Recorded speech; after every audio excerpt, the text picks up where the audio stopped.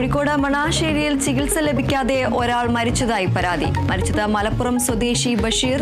മുക്കത്തെ സ്വകാര്യ ആശുപത്രി ചികിത്സ നിഷേധിച്ചെന്ന് ആരോപണം. സംഭവത്തിൽ പ്രതിഷേധവുമായി കുടുംബം.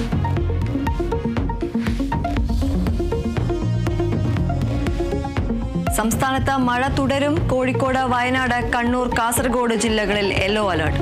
കാസർഗോഡ്, കണ്ണൂർ ജില്ലകളിലെ തീരമേഖലകളിൽ കടലാക്രമണ മുന്നറിയിപ്പ്.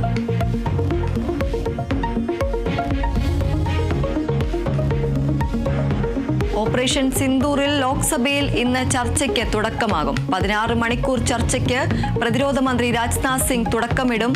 പ്രധാനമന്ത്രി ചർച്ചയിൽ പങ്കെടുത്ത് സംസാരിക്കും.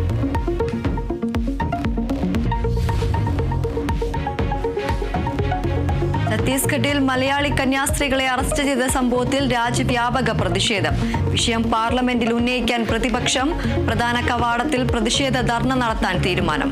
ഇടപെടൽ ആവശ്യപ്പെട്ട് പ്രധാനമന്ത്രിക്ക് കത്ത് അയച്ച മുഖ്യമന്ത്രി കോടതിയിൽ ഇന്ന് സഭാ നേതൃത്വം ജാമ്യാപേക്ഷ നൽകും.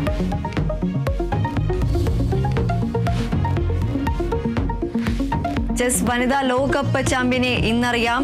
പൊനേരു ഹംപിയും ദിവ്യ ദേശ്മുഖും ട്രൈബേക്കിൽ ഏറ്റുമുട്ടും. മത്സരം വൈകിട്ട് 4:35 മുതൽ.